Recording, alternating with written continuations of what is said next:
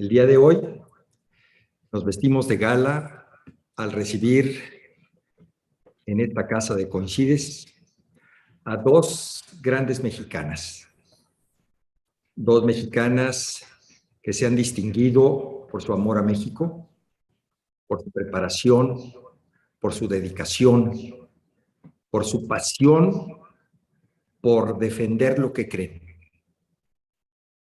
por la forma en que han invertido años y años en el servicio público, en la actividad privada, en las actividades sociales, pero siempre con un mismo objetivo: el buscar que su comunidad y la sociedad mexicana tenga un mejor nivel de vida. Hoy analizaremos a mayor profundidad la iniciativa de reforma eléctrica que el Ejecutivo ha presentado al Congreso de la Unión. Tendremos diferentes puntos de vista. Escucharemos posiciones diversas, pero precisamente esa es la tarea de Coincides. Así como lo hemos hecho desde hace más de 2 años y medio, en la que venimos trabajando para generar mayor crecimiento económico en esta parte del país, pero sobre todo más equitativo, así como hemos escuchado a muchas voces diferentes, disímbolas, así lo haremos el día de hoy. Pero, insisto, el objetivo es el mismo. El objetivo es México. El objetivo es ver cómo todos construimos, aún en la diversidad, un tronco común que nos lleve a un país de mayor progreso, de mayor crecimiento, pero sobre todo más parejo, más equitativo. Las dos invitadas que el día de hoy tenemos no requieren presentación, ustedes las conocen.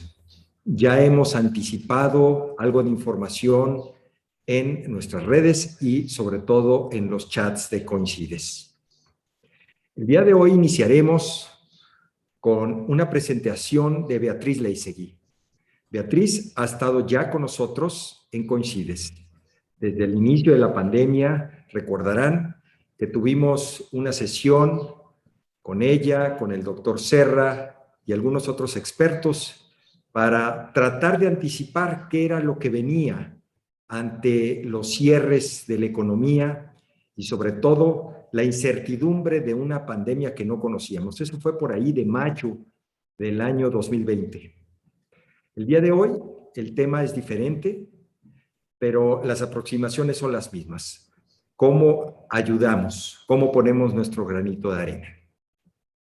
Así es que, de nueva cuenta, bienvenidos todos los que nos acompañan en esta sesión de Zoom, pero también a todos aquellos que nos están viendo en redes sociales y que posteriormente lo seguirán haciendo. Hemos visto que nuestras conferencias han estado circulando ya por gran cantidad de chats, las que mandamos en forma completa, la conferencia, y también extractos, pero también en YouTube, en Facebook y en las otras redes sociales, cosa que agradecemos muchísimo a todos los que nos han venido siguiendo y atendiendo los mensajes que mandamos cada semana. De nueva cuenta, muchísimas gracias a todos ustedes por su presencia. Gracias, Beatriz. Gracias, Patricia, por aceptar esta invitación.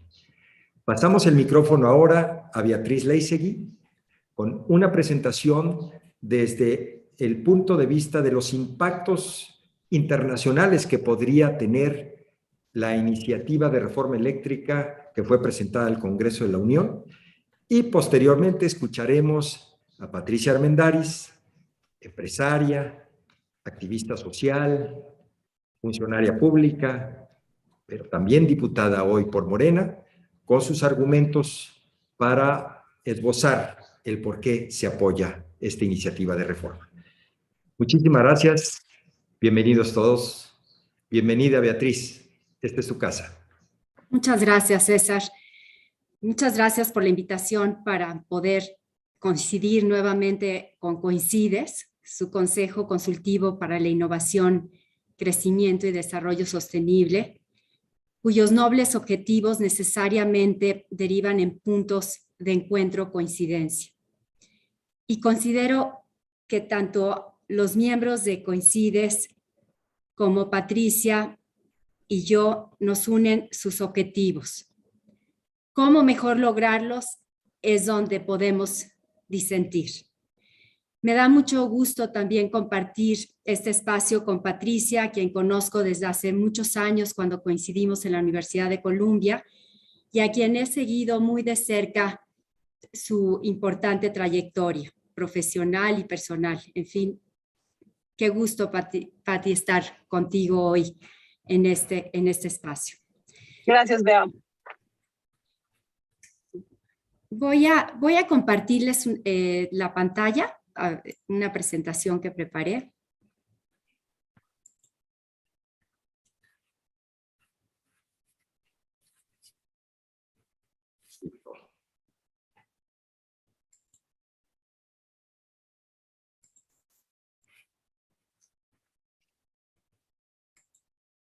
¿Pueden verla ahora? Aún no, Bea, aún no. ¿Aún no lo pueden ver?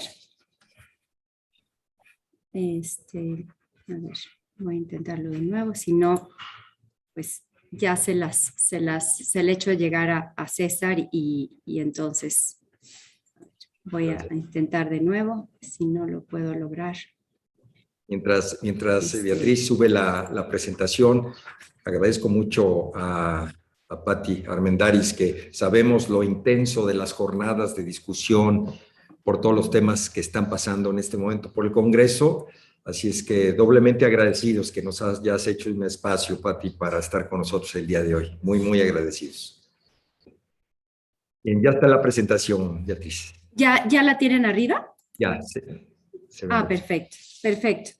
Bueno, pues como comentaste, César, a mí me gustaría compartirles algunos aspectos de la propuesta de reforma constitucional energética desde la perspectiva internacional y a la luz de los compromisos que México tiene bajo 13 tratados de libre comercio con 50 países y 30 acuerdos de promoción y protección recíproca a las inversiones que se conocen como APRIS. Voy a seguir la fórmula que hace unos días seguí en otra conferencia que me invitaron a estar, de usar el formato de preguntas. Y estas preguntas me gustó el formato porque son las que usualmente pues, me hacen en las conferencias o mis clientes, y creo que puede agilizar quizás la presentación. Y pues de antemano también me disculpo que tenía una conferencia previamente agendada cuando me invitó César, que empieza a las 7, entonces me tengo que salir unos minutos antes para conectarme a la otra conferencia y en fin, una disculpa por no poder estar hasta el final de este espacio. Una de las preguntas que frecuentemente me hacen es ¿cuál es la jerarquía de los tratados internacionales en el marco jurídico interno? Y aquí es importante destacar que los tratados internacionales están únicamente por abajo de la Constitución y por encima de las leyes constitucionales, federales, generales y estatales en general. Únicamente algunos tratados internacionales que tienen que ver con derechos humanos están por encima de la Constitución, pero concretamente en el caso de los tratados comerciales y de inversión, estos están por debajo. ¿Cuáles son las consecuencias de reformar el marco legal interno en violación de los tratados internacionales? Y aquí vale la pena mencionar que México, como todo país soberano, tiene la posibilidad de modificar su marco legal interno si así lo considera. Sin embargo, es responsable internacionalmente si las reformas que pretende hacer son incompatibles con las obligaciones que tiene en esos tratados internacionales. Y concretamente, esto se deriva del artículo 27 de la Convención de Viena, que establece sobre el derecho a los tratados, que establece que una parte no podrá invocar las disposiciones de su derecho interno como justificación del incumplimiento de un tratado. Para entender cómo se encuentra regulado o protegidos los diferentes sectores económicos en los tratados, vale la pena decir que en los tratados de libre comercio, por regla general, todas las disciplinas y todas las obligaciones estipuladas en ellos son aplicables a todos los sectores. Y solamente cuando en la negociación, cuando un país considera que no puede cumplir con lo que se está pactando, es que se establecen reservas y excepciones que quedan puntualmente señaladas en el acuerdo a fin de no incurrir en el incumplimiento futuro una vez que entre en vigor el acuerdo comercial. ¿Cuáles son las principales violaciones a los tratados de libre comercio que de estudiar la iniciativa presentada de reforma constitucional en mi análisis surge? La primera violación es la que tiene que ver con la cláusula que se le conoce como ratchet o de irreversibilidad. Y este principio de ratchet lo que dice es que quedan congelados o consolidados en los tratados de libre comercio los grados de apertura y liberalización de inversión y servicios previstos en el marco jurídico interno de cada país al firmarse. Por lo que cualquier modificación futura en los tratados únicamente puede incrementar el grado de liberalización o de apertura. Y por esa cláusula de ratchet se incorporan también las liberalizaciones futuras en materia de inversión y servicios de manera automática en los TLCs suscritos por cualquier país bajo estos tratados de libre comercio. Entonces, ¿qué significa? Que en la materia de energía, la apertura que se dio posterior a la gran mayoría de los tratados de libre comercio que México suscribió, se incorporó a esos tratados de manera automática por la construcción y por la arquitectura de los tratados como está previsto. ¿Cuáles son las principales violaciones que veo que sería contraria de aprobarse la iniciativa de reforma constitucional de los tratados de libre comercio? Y aquí los he dividido en dos dependiendo del mecanismo de solución de controversias que se utilice. En estos tratados de libre comercio se prevén dos mecanismos de solución de controversias. Uno que es entre el Estado y el inversionista, que el inversionista puede promover directamente sin la intervención del Estado. Y el capítulo ahí que se viola más directamente es el capítulo de inversión. También los estados pueden promover el mecanismo general de solución de controversias y que lo que es muy importante de ese mecanismo es que puede ser contra no únicamente medidas vigentes ya adoptadas, sino también puede ser contra medidas en proyecto. Es decir, los países con los que tenemos tratados de libre comercio podrían iniciar el mecanismo de solución de controversias de esos tratados por la iniciativa de reforma constitucional. ¿Y cuáles son los capítulos que invocarían, en mi opinión, esos estados, socios comerciales de México? El capítulo de inversión, el capítulo que tiene que ver con empresas, propiedad del Estado y monopolios designados, y el capítulo de medio ambiente. En el caso aquí de empresas, propiedad del Estado y monopolios designados, señalo específicamente el TEMEC, porque es el que tiene obligaciones más concretas y más puntuales en esta materia. El acuerdo de asociación transpacífico que se negoció antes también lo tiene, pero no de la misma manera que lo tiene el TEMEC. ¿Cuáles son, y brevemente, qué es lo que establecen estas disposiciones de empresas propiedad del Estado? En materia de empresas de propiedad del Estado, en el TEMEC, prohíbe el otorgamiento de asistencia no comercial, específicamente a la Comisión Federal de Electricidad o a otras empresas propiedad del Estado, que generen efectos desfavorables o daño a los intereses de la otra parte. Deben de tratar imparcialmente tanto los tribunales como órganos administrativos a la Comisión Federal de Electricidad y a las otras empresas del sector privado reguladas, y tienen la obligación de actuar de manera no discriminatoria respecto a los servicios que proveen esas empresas competidoras de las empresas propiedad del Estado. En materia de medio ambiente, se deben de asegurar que las leyes y políticas ambientales mexicanas provean altos niveles de protección. Y en específico respecto al capítulo de inversión, el que podrían invocar los inversionistas por no cumplimiento del trato previsto en ellos, las más importantes, hay muchas obligaciones de trato, pero las que yo quisiera destacar aquí es la que tiene que ver con trato nacional, que México está obligado a otorgar a las inversiones de otra parte un trato no menos favorable que el otorgado en circunstancias similares a sus propios inversionistas.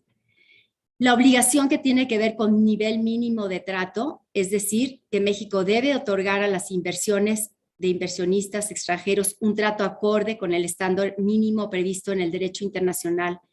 Y uno de los principios básicos aquí es el de trato justo y equitativo y protección y seguridad plenas.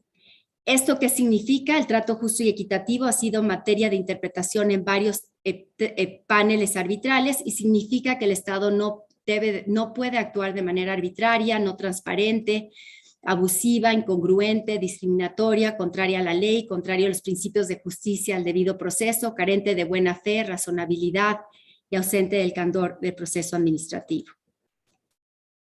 La otra violación, la tercera y que se me hace muy importante aquí, es la de la expropiación y prohíbe en general expropiar una inversión, ya sea de forma directa o indirecta, a menos que la expropiación se dé por causa de utilidad pública de una forma no discriminatoria, mediante pago de indemnización y conforme al debido proceso. Si no se dan esas condiciones, se viola este principio, este trato en materia de expropiación, y el tribunal en estos casos evaluará si las medidas adoptadas destruyen sustancial y permanentemente la inversión, si interfiere con las expectativas legítimas de los inversionistas, si son discriminatorias y si no persiguen un objetivo legítimo. En el caso de trato mínimo y de expropiación, son las medidas más frecuentemente invocadas por los inversionistas en la gran mayoría de los arbitrajes que son presentados contra los estados. ¿Qué es lo importante? Aquí, ¿cuáles son los mecanismos de resolución de conflictos invocables bajo los TLCs? Aquí, como señalé, son estos dos, Estado y inversionista-Estado. Y en el caso del inversionista-Estado hay una etapa previa que se llama notificación de intención de someter una reclamación a arbitraje, y esa la ventaja que tiene es que no están obligados a seguir al arbitraje los inversionistas que presentan el caso, se puede lograr una solución negociada y se estiman los daños, y entonces esa da una idea al Estado respecto a la responsabilidad económica que pudiera tener. Otra de las preguntas que se me hacen con frecuencia es cuáles son las diferencias de protección entre los tratados de libre comercio y los APRIs. Y sí existen diferencias. La primera es en cuanto a la cobertura. Los tratados de libre comercio prevén muchas disciplinas diferentes, los APRIs no, nada más protegen la inversión.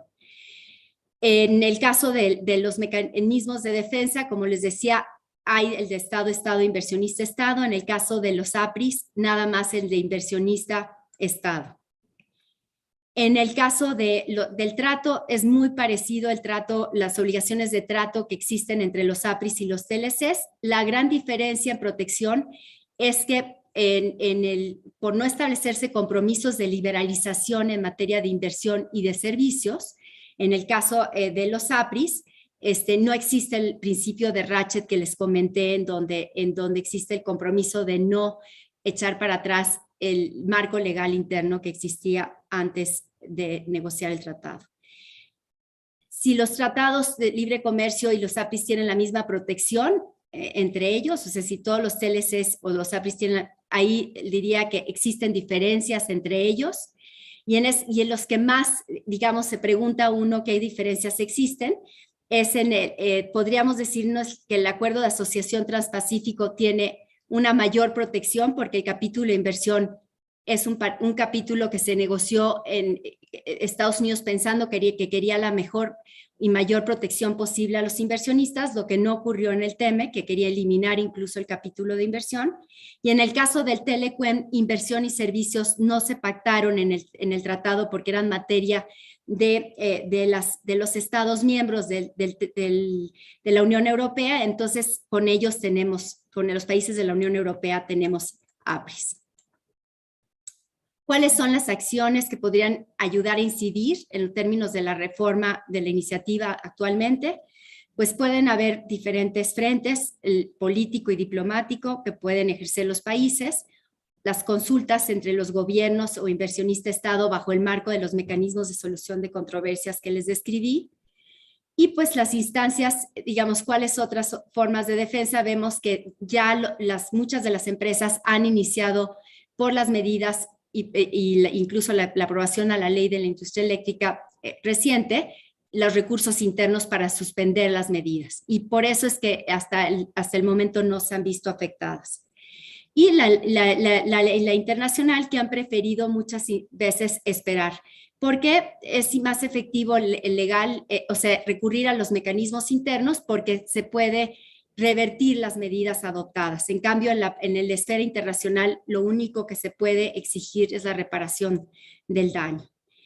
Esas instancias son complementarias, tanto la legal interna como la internacional, y aquí ya nada más lo que yo recomiendo frecuentemente es que no se aleguen ni violaciones de tratados y acuerdos de inversión en los procedimientos internos, diferenciar las medidas demandadas, no solicitar la indemnización en las dos instancias porque no se puede compensar dos veces, y que dependiendo de la estructura corporativa de las empresas a veces están protegidas bajo varios tratados y pueden utilizar los mecanismos simultáneamente de esos tratados.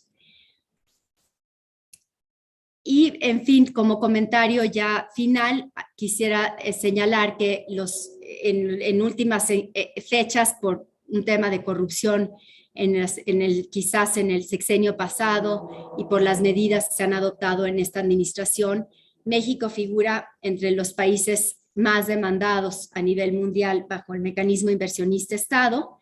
Los mecanismos activos actualmente entre las notificaciones de intención y los casos activos son 27, que superan los 21 casos que México ha tenido de arbitrajes entre 1999 y el 2021.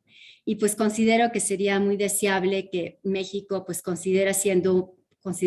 siga siendo considerado en el ámbito internacional como un país que da cumplimiento cabal a sus compromisos internacionales, y lo que generó por muchos años importantes flujos de inversión, y que México fuera visto como uno de los principales países para atraer inversión. Tengo algunas otras láminas, pero por cuestión de tiempo ahí se las dejo respecto a los montos posibles que podrían significar y otras posibles implicaciones para la economía y en otros ámbitos que pues señalo acá, pero por respeto al tiempo y a Pati, le cedo la palabra.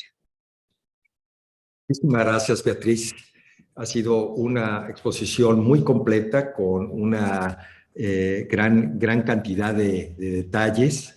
Y bueno, pues obviamente haciendo gala de tu experiencia, no nada más como profesional desde el sector privado, sino también como exfuncionaria pública al haber estado a cargo de la Subsecretaría de Comercio Exterior. Así es que si alguien sabe de estos temas, eres tú. Muchísimas gracias, Beatriz. Y bueno, pues ahora es el turno para Patricia Armendáriz. Patricia Armendáriz, también con una carrera extraordinaria en el sector público, en el sector privado, en el sector social, y con una experiencia que hoy está poniendo en el Congreso de la Unión, a través del curul en la fracción de Morena. Está defendiendo activamente muchas de las iniciativas que este partido está presentando, y el Ejecutivo también, a el Congreso. Así es que escucharemos a Pati Armendáriz, a la cual le agradecemos de nueva cuenta su presencia, la visión que tiene en esta iniciativa de reforma eléctrica, energética y gran reforma para la economía nacional. Bienvenida, Pati. Muchísimas gracias de nuevo. Muchísimas gracias a ti.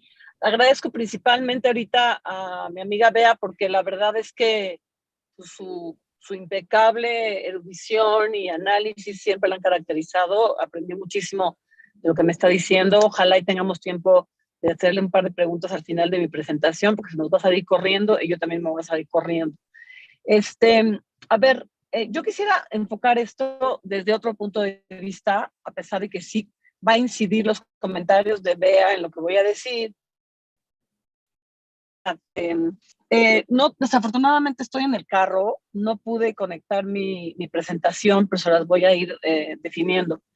Para mí, los puntos más importantes de la reforma, yo quiero decirles una cosa, los cambios de política pública no son más que dialécticos, o sea, es la intención de no régimen, de no radicalismo.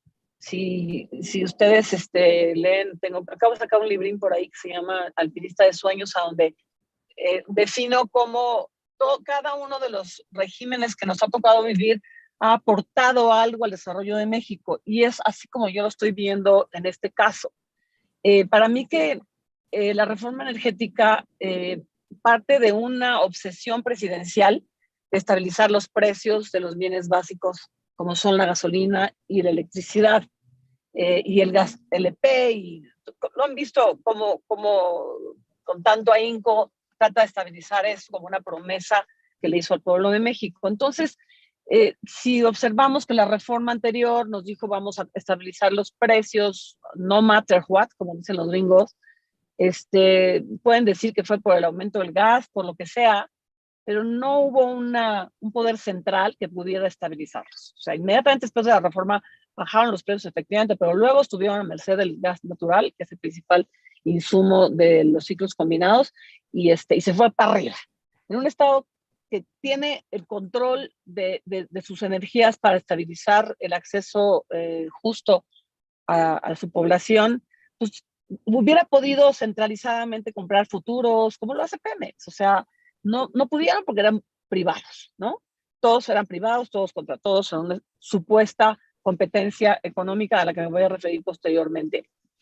Pues por lo mismo, la decisión presidencial fue, señores, este es un sector estratégico, y después le voy a preguntar a Bea si el hecho de que haya cambiado de empresa productiva del Estado a organismo del Estado no ya la exime, la excluye, aunque sea el ratchet al que se refería, que ya es un rollo de cuestiones estratégicas, que también hay, de ello sabemos, pues cuestiones importantes de anotaciones en casos de catástrofes o de desestabilizaciones de los países que les permiten en cierta manera incumplir con sus compromisos firmados en los tratados. Es una especie como la crisis de Texas fue la gota que derramó el vaso, a donde a los tejanos les aumentaron, al día siguiente encontraron un bill, y esto es verídico, de $10,000 en su bill, y lo único que les permitieron fue diferirlo a través del tiempo. Y en México, pues sí, hasta usando combustóleo, la Comisión Nacional de Electricidad entró y minimizó el riesgo y no afectó los bills de nuestros consumidores. O sea, esa es la definición más básica, donde dijo el presidente, pues yo me voy por este lado, es un sector estratégico, puedo coordinar las cosas desde un poder central para proteger al consumidor. En la corrección de empresas, y aquí me estoy refiriendo a lo que dice Bea, que es la liberalización la que ya no se debe tocar, si acaso para mejor liberalizar los mercados. Hay dos fallas de mercado que son perfectamente obvias en los arreglos contractuales que ahora imperan. Por un lado, la conservación de los contratos de las productoras independientes, las famosas PIEs, indexadas al dólar, que hacen que la CFE pierda anualmente más de 400,000 millones que tienen que ser absorbidos por el Estado y transmitidos o a tarifas o a un costo fiscal adicional. Y básicamente esto, el origen tiene defensa, según la Secretaría de Energía, tiene defensas de carácter legal, porque fueron empresas ¿cómo se dice? Granfardeadas, o sea, de grandfather, conservadas de la ley anterior y que quiso conservar estos contratos. Y más aún, fueron empresas que fueron permitidas en violación de la ley, cuando en la ley anterior de la anterior existía la posibilidad de que nada más el Estado, el proveedor eléctrico, y le metieron ahí un parrafito diciendo, estas no son provisiones básicas y por lo tanto estas sí se pueden. Pero realmente para hacer una descarada excepción, para que pudieran entrar. O sea, y eso me dicen los que saben que eso fue en época justamente del Tratado de Libre Comercio. Entonces hay una razón para revisar esos contratos de las PIEs que le están haciendo perder dinero a la empresa del Estado, básicamente por lo siguiente. Destajaron la CFE en empresas desmembradas que no se hablaban entre sí, cosa que va absolutamente contraria con la definición de una empresa. Y tuvieron la parte de la proveeduría de un lado y por el otro lado la parte de la adquisición y producción. Entonces, obligaron a firmar un contrato entre la empresa que provee, que produce la energía y la empresa que da los servicios básicos, un contrato a un precio fijo que minimizara el costo de adquisición de la energía para la población. Fijo de largo plazo, ni siquiera indexado a la inflación. Pero del lado de los contratos, estos famosos de las PIEs, está básicamente indexado al dólar y con varios caveats que vale la pena pues, revisar. Los contratos, los economistas lo sabemos, son imperfectos y siempre la renegociación, sabemos que en México han existido 150,000 veces. Oye, mana, me estás haciendo perder dinero, ya recuperaste tu inversión, ya amortizaste tu inversión, échame la mano, vamos a arreglarlo, ¿no? Eso fue lo que quiso hacer el presidente. Las empresas se ampararon y entonces lo tuvo que meter en una iniciativa constitucional. El segundo hecho de mercado, falla de mercado, es la manera en que establecieron las reglas de despacho de energía eléctrica. Por un lado, dicen, el despacho se hace a precios competitivos, el precio más barato sale primero y el precio más bajo, más caro, sale al final. Aunque lo chistoso es que yo oferto y digo puedo producir a un centavo, pero vendo realmente despacho al precio del último hecho de mercado, es decir, no realmente se cristaliza el precio al que ofrecí, porque ahí estarían perdiendo todas las eólicas. Y les voy a decir por qué. Porque a las eólicas privadas, nada más, señores, les permitieron que se definiera el precio de una manera totalmente amorfa. Precio definido en una nota presidencial que le metió al final de que es al precio de mercado, pero definido precio de mercado para las energías limpias privadas, o sea, exceptuando a Comisión Federal de Electricidad, el precio marginal, el precio variable del sol y del sol y del viento, pues que es cero. O sea, ¿por qué lo hicieron así? Descaradamente hoy en la mañana el señor Cuadri me dice, pues Pati, lo que pasa es que las hidroeléctricas ya habían amortizado su inversión y estas no. Y si les meto el costo fijo, pues no se vuelven más la tecnología más barata, sino las hidroeléctricas. Le dije, pues entonces las hidroeléctricas son muchísimo más competitivas que las del sol y la tierra, pues porque es el precio de mercado. Entonces, allí hay una muy deficiente definición, Bea Chula, de lo que es liberalización de mercados. Aquí son mercados cautivos, armados ad hoc, para favorecer las empresas privadas productoras de energía limpia y dejar a la Comisión Federal de Electricidad afuera, principalmente en su producción de energía más limpia y más barata, que son las hidroeléctricas. Entonces, allí hay algo que revisar y es lo que quiere revisar el presidente. Dice, oye, mano, esta definición de precio no es de mercado, así que por favor la vayamos corrigiendo y esos son los bordados finos que va a tener la implementación de la reforma. Si ustedes ven las tablas de la Secretaría de Energía, de la CRE, de donde quieran, ustedes ven, por ejemplo, que las hidroeléctricas en gran escala, el precio en pesos por metro, por MWH, es de 767. Y el precio de las eólicas de la CFE y solares es de 1,225 y 2,038 respectivamente, porque les piden que metan costo fijo y costo variable. Del lado de las eólicas, por ejemplo, de las eólicas privadas, pues obviamente le ponen costo fijo 0,00 y salen a 583 pesos al mercado, abajito de los 767 que podía ofrecer la CFE, pero porque no están metiendo sus costos fijos. Entonces aquí no hay una regla de mercado, Bea Chula, aquí no hay una liberalización de mercados, aquí hay una política a propósito, que yo no diga que haya estado equivocada.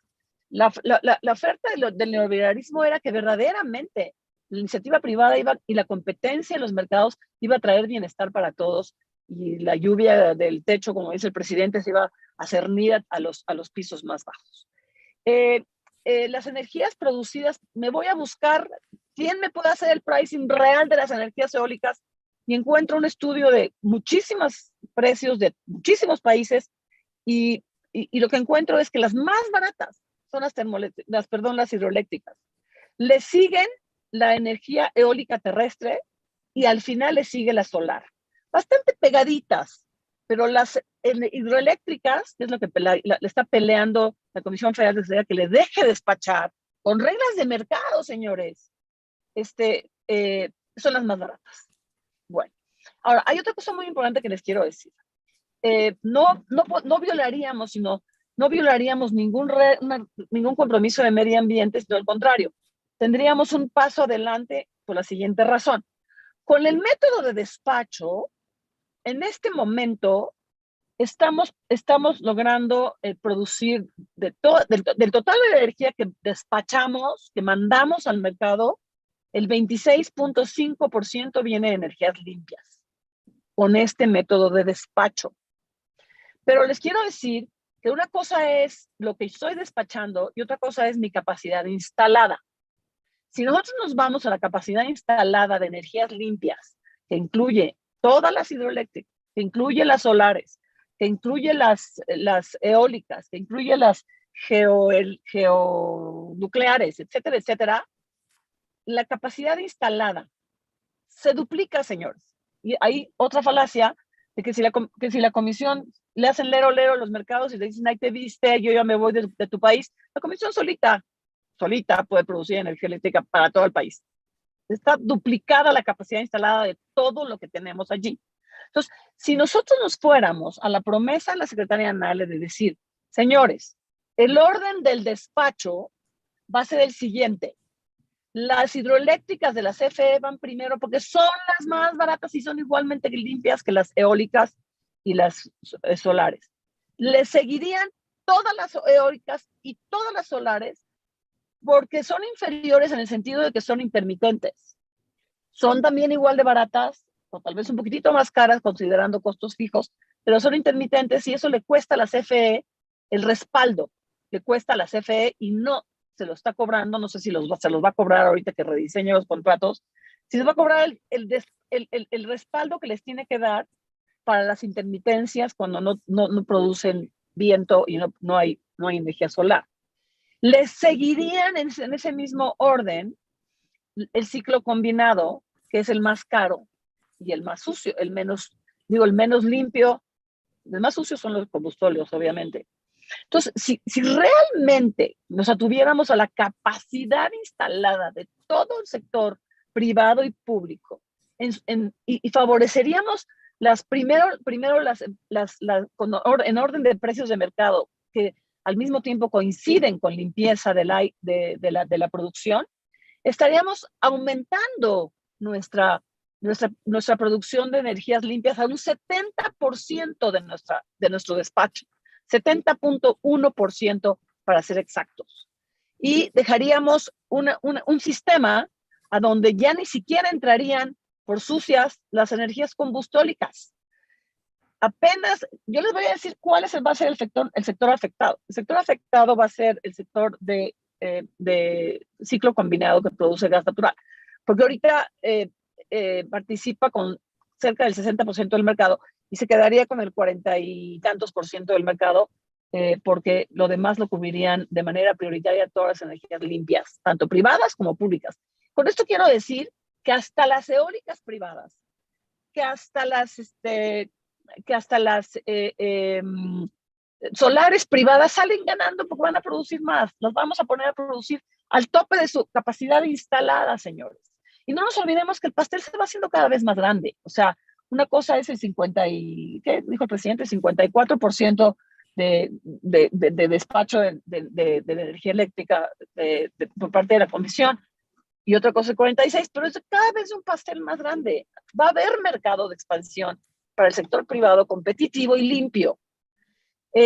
Habiendo dicho eso, les quiero decir que cuando vemos la capacidad instalada que se está desperdiciando con este sistema de despacho, la primera es de las hidroeléctricas. Estamos aprovechando el 50% de capacidad de producción de energía limpia de parte de las hidroeléctricas, que son las más baratas. Le siguen las eólicas y le siguen las solares. Todas estas están subutilizadas y están desperdiciadas, señores. Entonces, básicamente, otras consideraciones que me gustaría hablar es que otra fuente de pérdidas, que no me lo han querido aceptar los compañeros de la oposición, es el subsidio a las famosas sociedades de autoabasto. Las sociedades de autoabasto crecen para estimular, de parte de la CFE, decirles a las de autoabasto, échame una mano con producir lo tuyo, mana. Y al producirlo, te voy a dejar que tu porteo sea literalmente gratis. O sea, tu distribución a tus lugares de distribución de la energía, te las voy a dejar muy baratas. ¿Qué hicieron algunas sociedades de autoabasto? Instalaron capacidad instalada para mucho más de lo que ellas iban a autoabastecerse y comenzaron a vender a precios subsidiados por el porteo que el presidente les daba. Comenzaron a vender a empresas que no tienen nada que ver con ellas. Ese es el típico anécdota del presidente que dice, a ver, a cada uno de los Oxxos, que son empresitas privadas, cada una de ellas que nada más tienen una franquicia de Oxxo, pero son empresas privadas, changarros que tuvieron un upgrade con Oxxo, les dice, por 5 pesos te vendo una acción y ya Oxxo perteneces a mi consorcio. Y ahí mismo, entonces, te puedo vender energía eléctrica al precio subsidiado que yo tengo del gobierno por ser autoabasto, más un pesito más, y ahí hago dinerito. Se formó un mercado paralelo que, de acuerdo con el SAT, huele a defraudación fiscal, señores. No a evasión fiscal, a defraudación fiscal. Entonces, por definición, esas son ilegales. ¿Qué mercado de TLC y de cualquier tema, con lo que sea, no va a entender que la ilegalidad es derecho de cualquier estado combatir la ilegalidad? Entonces, efectivamente va a pasar que esos autoabastos les van a decir a mi comadre, pues nada más produce para ti y lo demás véndemelo a precios competitivos y yo lo distribuyo en la red al mejor precio, ¿no? La otra razón de la reforma es garantizar realmente la confiabilidad de la red. Por estar la CENER separada de las decisiones de la CRE durante todo este tiempo, que fue un campanazo neoliberal, no es así que en todos lados la CRE o el equivalente de la CRE esté fuera del Estado. Es como el movimiento liberal de que no te creo Estado, eres un mal administrador, yo te voy a poner policías por todos lados y entidades autorreguladas por todos lados.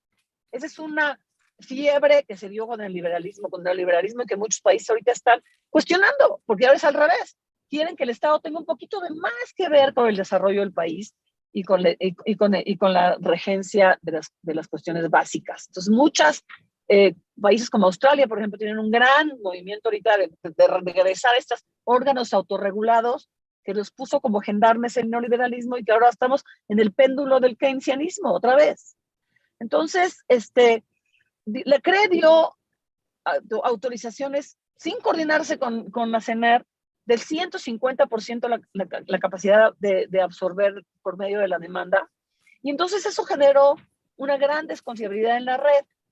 Me cuenta la secretaria de Energía que ha habido apagones porque una persona pues agarra y dice, pues yo tengo permiso de distribución, pues me cuelgo.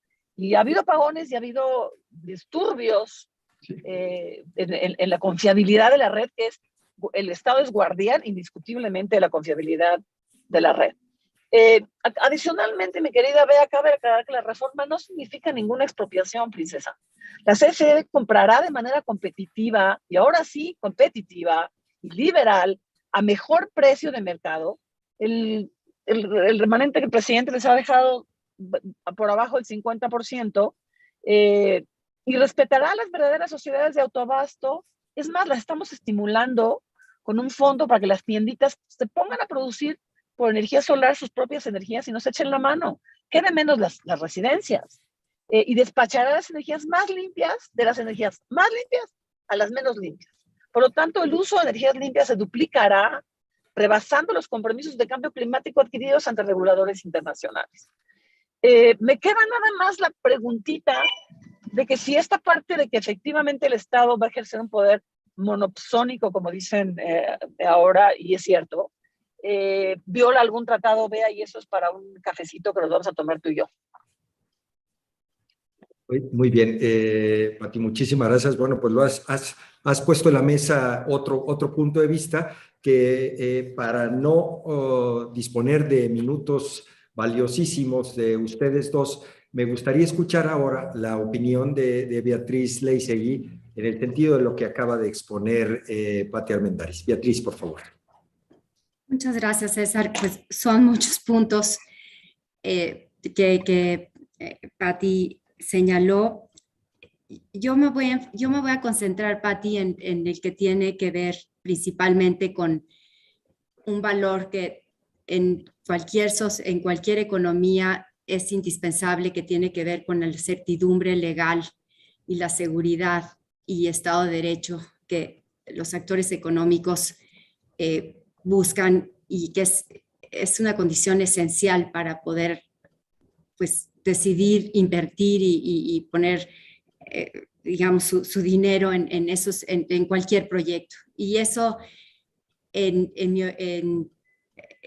lo que se ve de la reforma constitucional es que se cambian completamente con la reforma constitucional esas condiciones que existían para que las empresas que decidieron invertir en el sector lo hicieran. Y como sabemos, en este sector en particular, el energético, se requieren inversiones de largo plazo, generalmente, para que las empresas puedan, pues, amortizar lo invertido. Entonces, bajo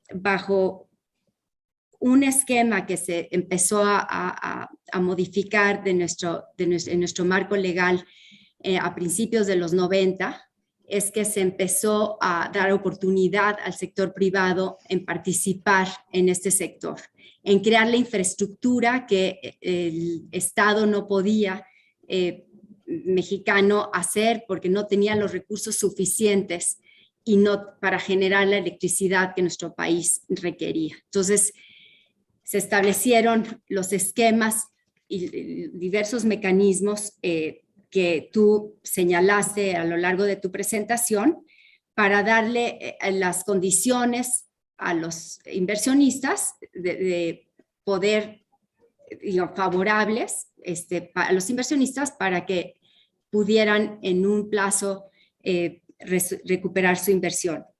Y esas condiciones de apertura pues se hicieron más amplias y se dio mucho más certidumbre con la reforma constitucional energética que pues México buscó por décadas, Patricia, y que tú y yo estuvimos en el gobierno en diferentes administraciones tratando, pues, bueno, no sé si tú, pero pues yo creo que muchos mexicanos buscábamos impulsar para crear esas condiciones, consolidar esas condiciones para que llegara la inversión a nuestro país.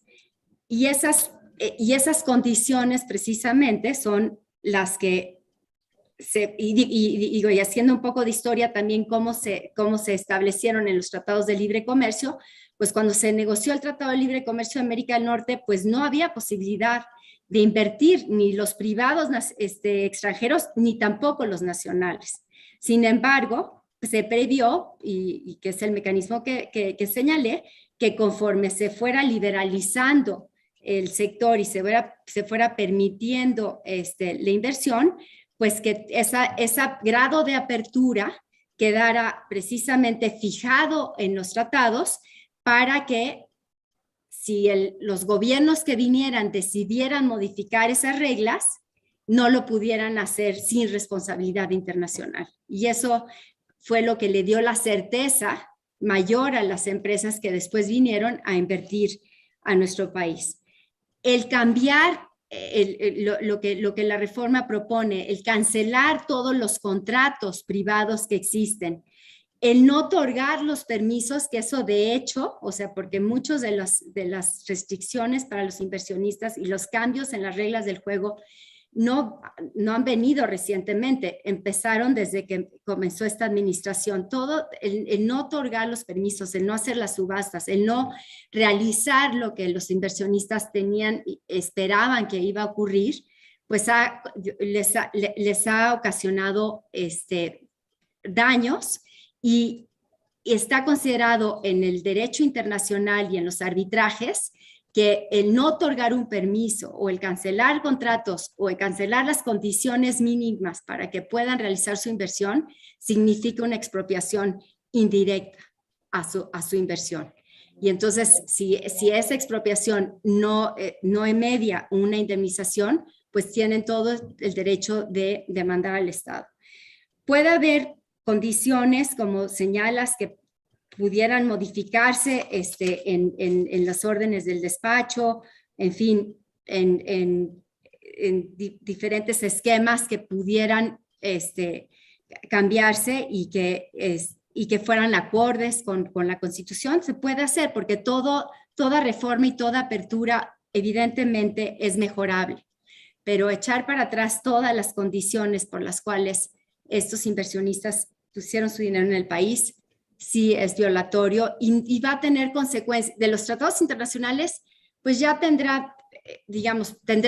habrá violaciones que podrán alegarse internamente por la aplicación retroactiva de la ley, por afectar derechos adquiridos. Sí, también se presentará, pero pues lo que va a finalmente hacer todo esto es desincentivar la inversión. Tú dices, bueno, pues va a generar más inversión, eventualmente energía eólica o en los actores que están aquí.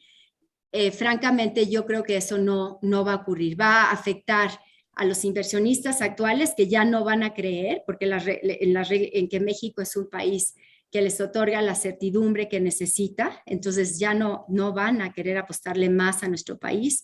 Va a afectar no nada más a los empresarios del sector energético, sino vía los mecanismos generales de solución de controversias. Los estados van a poder imponer medidas, lo que se llama suspensión de beneficios o medidas de represalia, como se les conoce, donde van a poder restablecer aranceles, por ejemplo, a los productos provenientes de México en cualquier sector económico. Entonces, esto va a afectar a todos los demás inversionistas.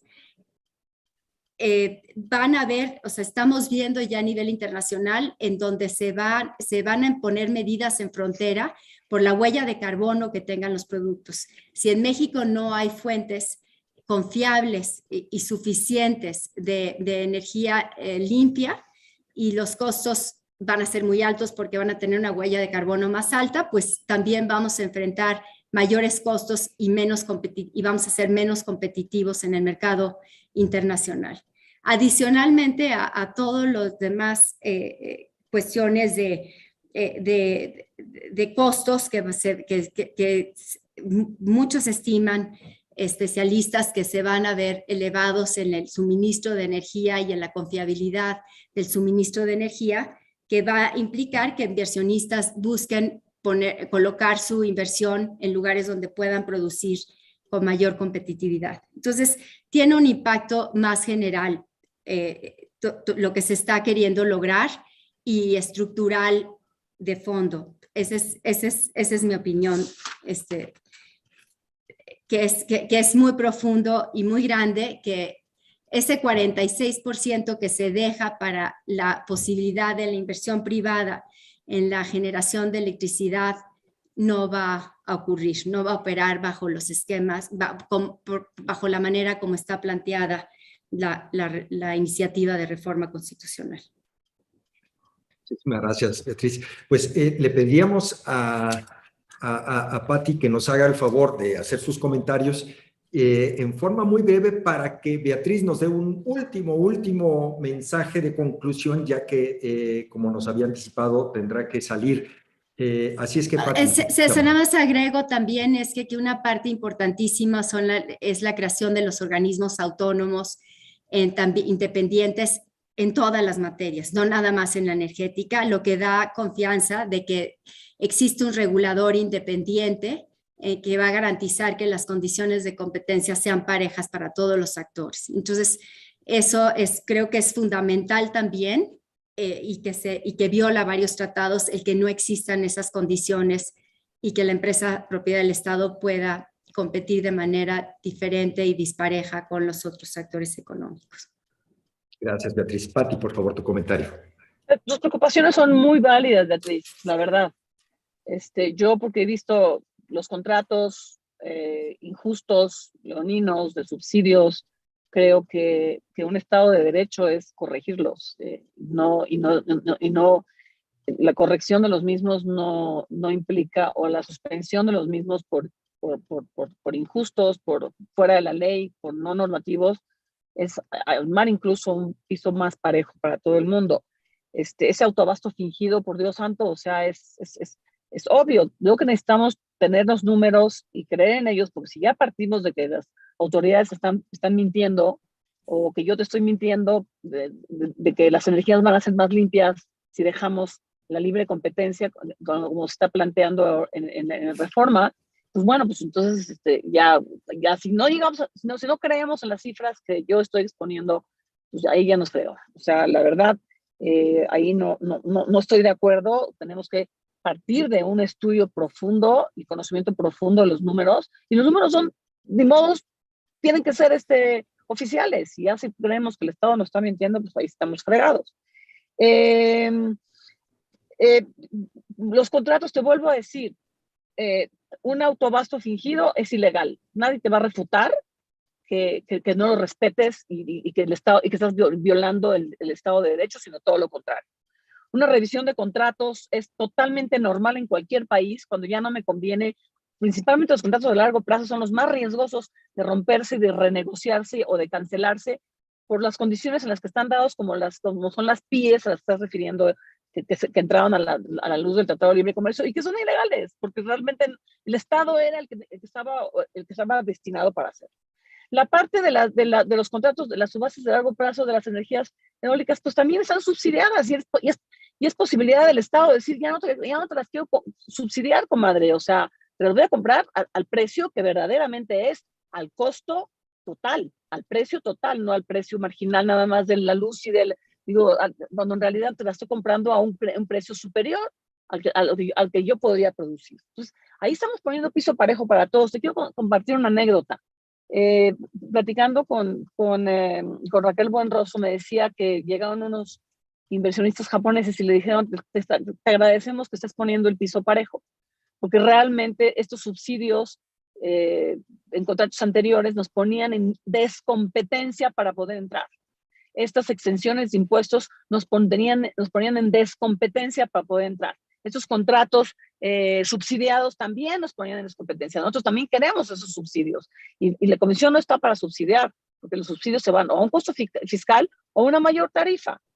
Y por eso te digo que la parte limpia pues no aplica. La verdad te digo, ya te acabo de comprobar con números oficiales que el 70% de nuestras energías sería limpia, que todo el mundo estaría en posibilidades de producir más, que las eólicas y las solares tienen más posibilidades de producir con el orden del despacho que está planteando la reforma.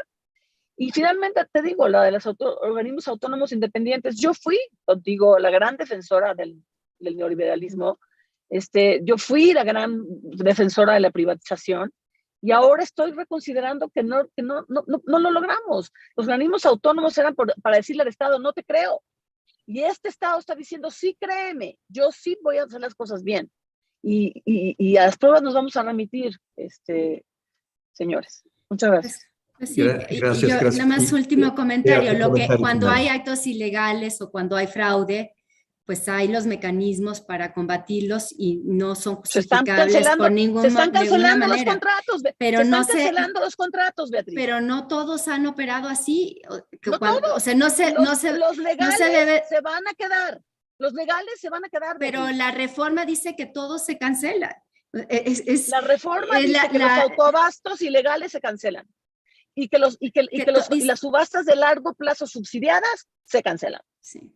Bueno, pues mira, tenemos opiniones divergentes en esto, Bea, claramente, y creo que los subsidios no nada más, o sea, los subsidios van a ser aún mayores porque no va a alcanzar a la CFE producir la energía que tiene que producir. Pero es tu bola de cristal contra la mía, mi queridísima y respetadísima Bea. Bueno, ok. Bueno, pues te tengo que salir. Muchas gracias y estamos en contacto y estamos platicando, Pati. Un gusto coincidir. Te mando besos, Bea, como siempre. Gracias. Con todo mi respeto por tu gran sabiduría y tu gran estudio. Igualmente. Que estés muy bien. Hasta luego. Bye. Ese es precisamente el espíritu de este tipo de reuniones donde sí se demuestran las formas diferentes de pensar, pero bueno, pues buscar algún punto de encuentro. Beatriz nos había avisado que tenía que saltar a otra conferencia, pero nos quedan unos minutitos con Pati Armendáriz. Pati, tenemos algunas preguntas que quisiéramos específicamente hacerte. Tú has defendido que esta reforma no es como la pintan en los medios de comunicación. ¿Cuál consideras tú, además de lo que ya nos mencionaste respecto a la producción de energías limpias que se puede incrementar, cuál consideras tú que es la principal ventaja de esta iniciativa de reforma?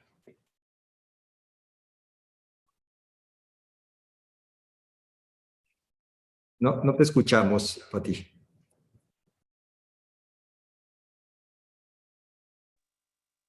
El micrófono.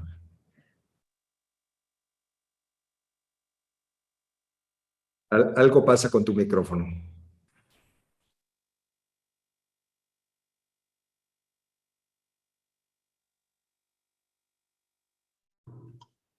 No te escuchamos. Ahora, ¿ahí me escuchan?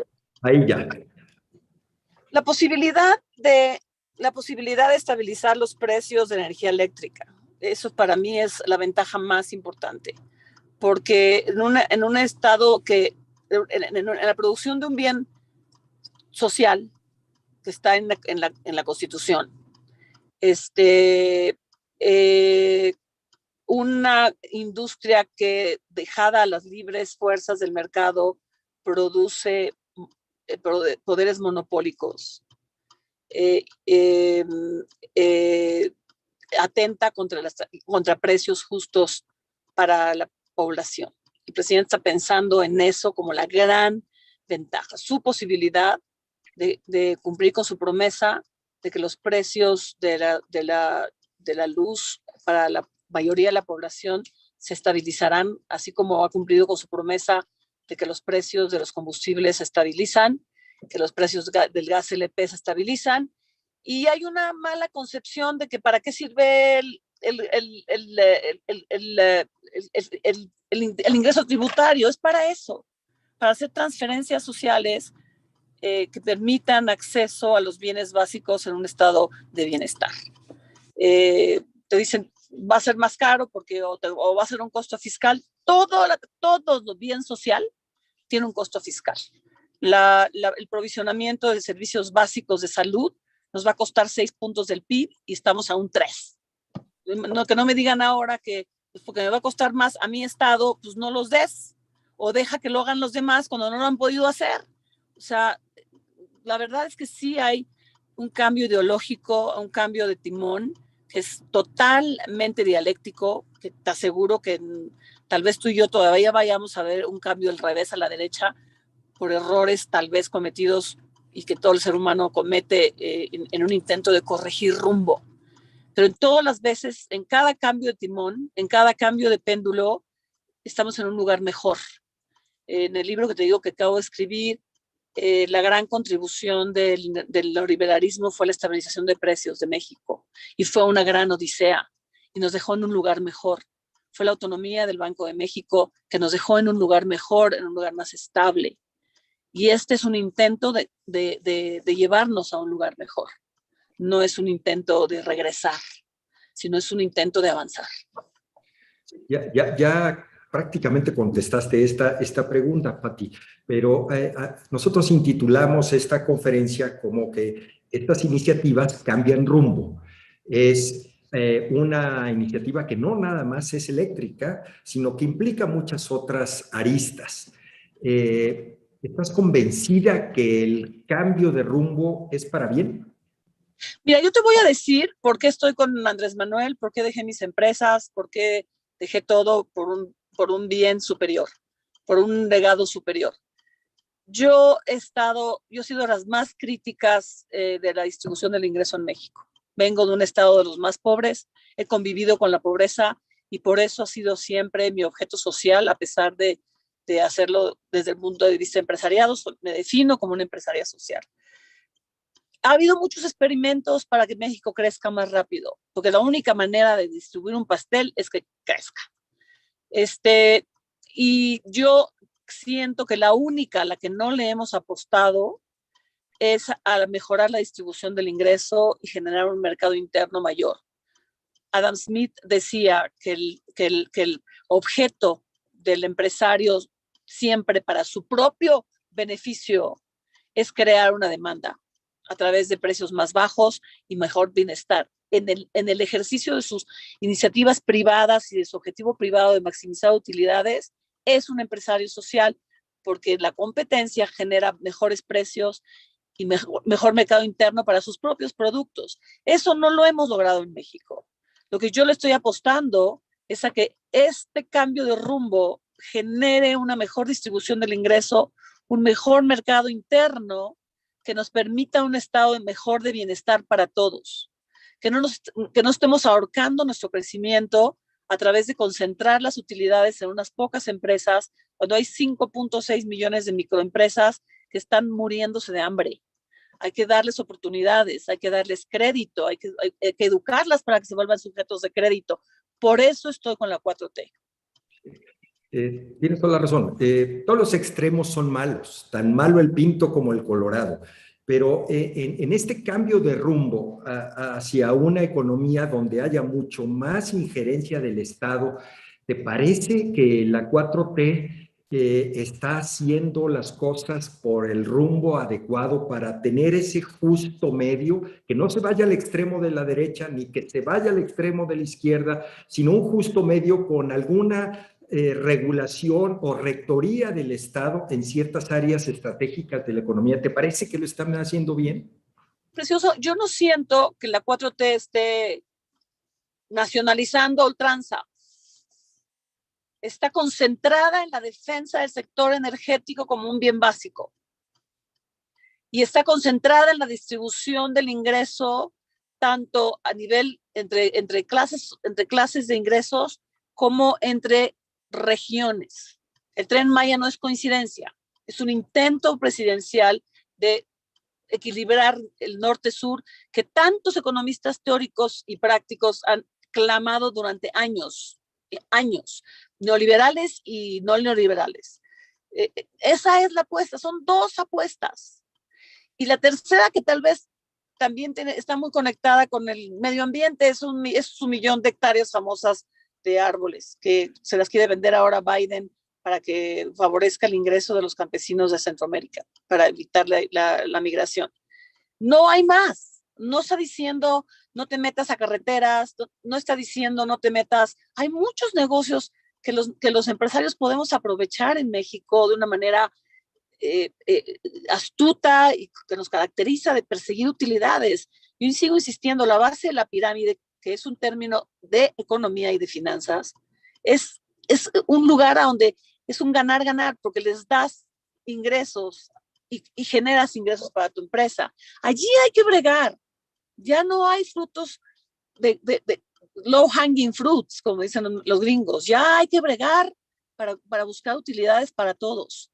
y yo siento que esto, por eso es una transformación. Estoy sorprendida de la mística interna del partido, a donde la palabra transformación tiene una intención. Es un cambio de switch, de decir, voy a hacer empresa social. El presidente de los primeros eventos que armó el Palacio, cuando todavía estaba Poncho Romo con nosotros, fue con los empresarios y decirles, los necesito, pero no aborazadamente, no con triplicación de utilidades, a precios razonables. Por eso nos metimos en el lío de los medicamentos, porque el presidente dijo no a esos precios, por amor a Dios, no a esos cochupos, no a esos quiebres. El secreto de que hemos podido hacer más con menos, sin aumentar impuestos, son todos los ahorros de la corrupción.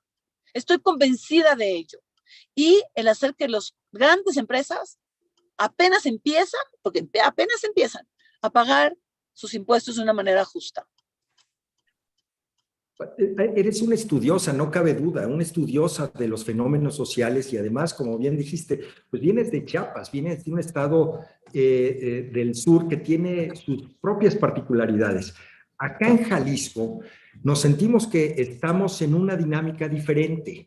Hay muchísimos casos de empresas fuertes que vienen de otros estados del país o del extranjero y que desafortunadamente no se instalan por falta de energía eléctrica. ¿Qué opinarías, Pati, de que Jalisco tuviera su propia ley de política energética? Mira, te voy a contar una historia que estoy luchando muy fuertemente, que es la seguridad social. Yo no entiendo por qué, en qué momento permitimos que los estados administraran los recursos federales de salud para los que no tienen afiliación al IMSS. Se les pasa 3 veces los recursos que se les da al IMSS, cuando el IMSS administra el 60% de la población y los estados el 40%. Y se les pasa 3 veces los recursos al IMSS. Y por cochupos, corrupciones, ineficiencias, malas administraciones, no tenemos un acceso a seguridad social para todos. Y no es culpa de la federación. Es culpa de los estados mal administrados. Yo te diría, si hubiera realmente un pacto estatal de buena administración, el federalismo debería ser favorecido siempre. Pero ante semejantes pésimas administraciones, ante semejantes hechos de corrupción asquerosos y vergonzantes, no es posible creer que un Estado puede administrar sus recursos naturales. Es un hecho. Hay estados que han dilapidado su capital político y la autoridad moral que les confirieron en las urnas y han hecho barbaridades, pero creo que siempre es oportuno, siempre es tiempo que corrijamos ese rumbo y en Jalisco lo estamos tratando de hacer. Por eso ha habido una mancuerna y un trabajo muy cercano con el gobierno estatal de parte del sector privado para buscar que Jalisco sea un estado contraste. Y qué bueno que mencionaste el tema de la seguridad social, porque precisamente hace unas semanas tuvimos aquí en Coincides a varios expertos en ese tema, entre ellos Rogelio Gómez Hermosillo, y nos comentaba que había 2 grandes temas para ayudar a sacar de la pobreza a millones de mexicanos. Incrementar el ingreso y que hubiera una seguridad social universal. Total.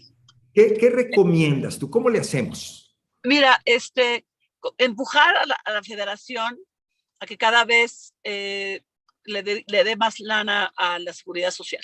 Yo estoy feliz de que este presupuesto de ahorita, el incremento a servicios de salud es del 27%, el incremento, se lleva las palmas el incremento al bienestar, justamente por el pleito del presidente de una vejez digna, el aumento en el subsidio a los adultos mayores.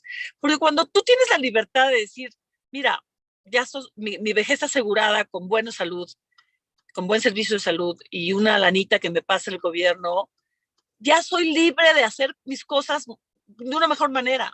Hacer ahorros para comprarme una casa, no nada más meter dinero bajo el colchón para el imprevisto de cuando yo de que cuando yo llegue a viejito, ¿no? Liberarías mano de obra de las muchachas que se quedan en su casa a cuidar a sus papás porque no pueden, no existe un servicio donde ellos puedan pagar por un asilo digno. Liberaría muchísimas cosas y es lo que estamos peleando más bien. En lo particular, eso fue lo que me hizo pedirle a Morena un lugar en el asiento, porque siento que estamos caminando en la dirección correcta. ¿Quién sabe si en 3 años logremos llegar a pagar lo que paga los OCDE, el 6% del PIB en seguridad, nada más en salud? No lo creo. Somos un país pobre y con nuestros márgenes de maniobra que nos deja la poca recaudación, a donde estamos recaudando la mitad de lo que recaudan los de la OCDE, pues está muy fregado. Tenemos que ir corrigiendo las cosas paulatinamente. Y ahora déjame decirte una cosa, yo estoy tratando de ver si corriges el federalismo en una especie de, te creo, compadre, administra tus recursos, pero yo voy a supervisar. Y a la hora que no los administres, no te voy a transferir recursos. Posiblemente por ahí la historia de Jalisco sería una historia de éxito. A ver, ven y supervísame, mira cómo administro mis recursos y dame chance de administrarlos yo de una manera independiente. Y cuando yo no los administre de una manera independiente, te autorizo a que los vuelvas a concentrar en la federación. Por ahí puede ser la cosa. Sí, y vas a ver que se van a poder demostrar cosas buenas. Hay que tenernos confianza. Así es. Ya casi se está terminando el tiempo. Ya me voy, precioso, ya me voy, tengo una junta. Sí, ya sé, Pati, pero la última manera de conclusión. Tú eres empresaria, has sido muy exitosa también en ese rubro. ¿Cuánto debe ser el sueldo mínimo, no salario mínimo, el sueldo mínimo para un colaborador de nuestras empresas al mes? Madre mía. Mira, el salario mínimo de la clase menos favorecida de México, la D, lo que mínimo necesita para llevar comida a su casa y pagar una renta de una casa que no posee, son 8,000 pesos. Pero es una persona sin educación. Yo tengo 2 alternativas. Como startup que empecé, no me podía dar el lujo de la alternativa de los grandes capitanes a los que les pagas más de 100,000 pesos. Comencé pagando 18,000 pesos a recién salidos de la universidad, todos con la promesa de que iban a ser entrenados por mí, porque me fascina guiar a los chavos, ¿no? Y entonces el learning by doing y la garantía de que les estoy aumentando su salario más allá de la inflación todos los años que me duren, es un 7% que tienen derecho cada año a revisión salarial, me ha logrado una base estable de capital humano extraordinaria, pero empezaron saliendo de la escuela. Y esa es una recomendación para las startups. No nos podemos dar el lujo de poner capitanes de 100,000 pesos, pero sí darles el incentivo del training, ¿no? Del entrenamiento, de meterlos a todos los cursos que te pidan, incluso obligarlas a llevar finanzas, obligarlos a llevar ética, un gobierno corporativo bien fuerte. Empieza a pagarles poquito, pero la aspiración de un mejor futuro, porque les estás ofreciendo que cada vez que estén allí esforzándose y más un bono que sea muy claro con respecto a las utilidades de la empresa, que no sea discrecional, de que te llama el director general para ver cómo va a quedar tu bono. No. Todo mundo, además de su PTU, tiene derecho en mi oficina al 10% de las utilidades de la empresa. Entonces todos jalan parejo para ahorrar costos y para mejorar ganancias, porque todos se van a llevar 10%. Buenísimo. Tenemos un chorro de preguntas, pero tú te tienes que ir. Nos prometes pero vuélveme a convocar, precioso. Me encanta que me den voz. Sí, pero ¿nos prometes que regreses para volver a profundizar a los temas? Por supuesto, con muchísimo cariño principalmente. Bueno, pues te agradecemos muchísimo tu tiempo, respetamos mucho tus ideas, pero sobre todo quedamos comprometidos porque hay mucho que platicar. Tú profundizas mucho en los temas, eres una influencer de a veras, nos interesa convencerte en muchas cosas. Claro que sí, y a mí también al revés. Dele, pues, gracias por todo. Muy amables. Pues Bye. muchísimas gracias a todos. Sé que muchos de ustedes se quedaron con toda la intención de participar. El tiempo de nuestras invitadas del día de hoy era reducido. Ofrezco unas disculpas, pero bueno, ahí está el compromiso que vendrá una nueva sesión donde con calma y con toda la atención que ustedes merecen podremos desahogar los temas de la reforma eléctrica, pero muchos más, reforma fiscal y sobre todo el rumbo de México. Así es que a todos ustedes, una vez más, muchas gracias. Esto es Coincides. Hasta la próxima.